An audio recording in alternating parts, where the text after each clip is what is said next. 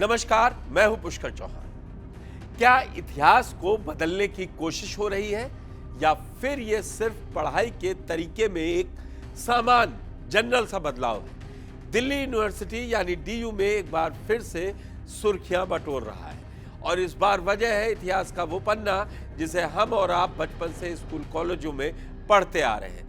जी हाँ, दिल्ली यूनिवर्सिटी ने अपने पोस्ट ग्रेजुएट यानी एमए हिस्ट्री के सिलेबस से दिल्ली सल्तनत का पेपर पूरी तरह से हटा दिया है।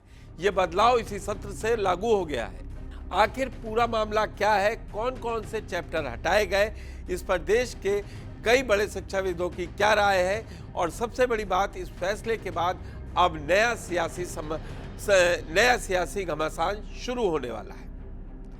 पूरी खबर को समझने के लिए सबसे पहले ये जानना जरूरी है कि आखिर हटाया क्या गया है।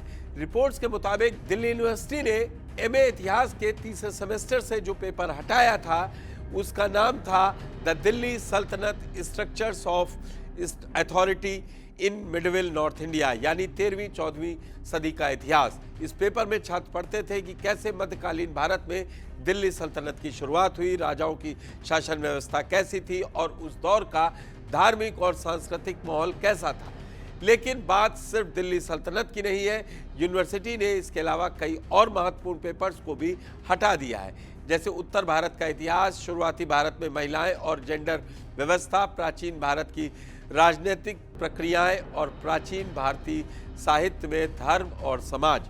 इतिहास विभाग ने तीसरे सेमेस्टर के लिए कुल 38 पेपर्स का सुझाव दिया था, लेकिन यूनिवर्सिटी ने अंतिम नोटिफिकेशन में केवल 16 पेपर्स को ही मंजूरी दी।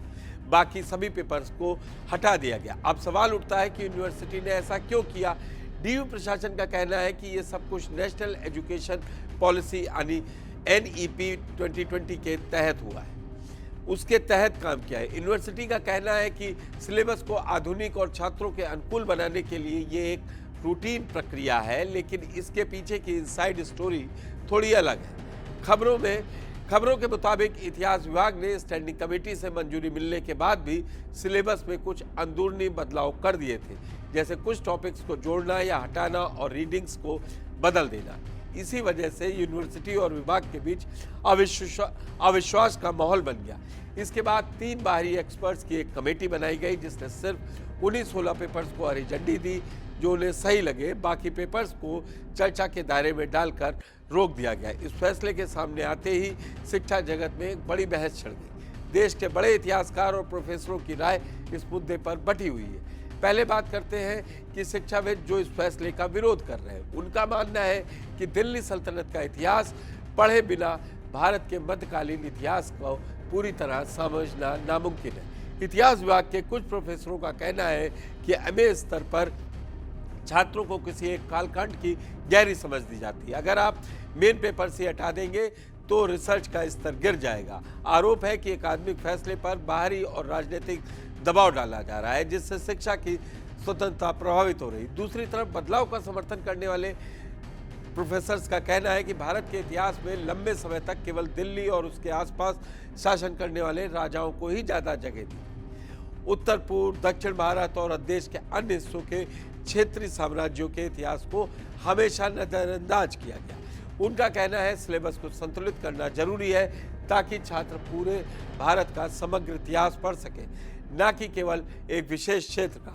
अब आते हो संवेदनशील पहलू पर, यानी इसका राजनीतिक और सामाजिक असर। इतिहास का सिलेबस बदलना भारत में कभी भी सिर्फ एक शैक्षणिक मुद्दा नहीं रहा।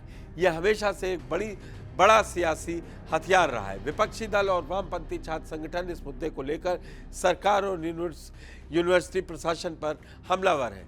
उनका आरोप है कि ये शिक्षा का भगवाकरण करने की कोशिश है, जहां इतिहास से एक खास समुदाय या कालखंड के योगदान को मिटाने का प्रयास किया जा रहा है। वहीं दूसरी ओर सत्ता पक्ष और दक्षिण वामपंथी संगठनों का साफ कहना है कि ये इतिहास की विउपनिवेशीकरण है। उनका तर्क है कि सालों से जो वामपंथी इतिहासकारों का नैरेटिव चल रहा था उसे बदलकर अब निष्पक्ष और भारत केंद्रित इतिहास पढ़ाया जा रहा है। आने वाले दिनों में ये मुद्दा संसद से लेकर सड़कों और यूनिवर्सिटी कैंपसों में एक बड़े राजनीतिक टकराव का रूप ले सकता है। दिल्ली यूनिवर्सिटी का ये फैसला आने वाले समय में शिक्षा की, उच्च शिक्षा और राजनीति की दिशा तय करने में एक अहम भूमिका निभाने वाला है। छात्र अब सल्तनत काल के उस गहरे इतिहास को पोस्ट ग्रेजुएशन में नहीं चुन पाएंगे जिसे सालों से कोर कोर्स के रूप में पढ़ाया जा रहा था। इस पूरे बदलाव को लेकर आपकी क्या राय है? क्या आपको लगता है कि सिलेबस से दिल्ली सल्तनत को हटाना एक सही कदम है या फिर इतिहास को हर नजरिए से पढ़ाया जाना जरूरी है? अपनी राय हमें कमेंट बॉक्स में जरूर बताएं। धन्यवाद। देखते रहे जी न्यूज़।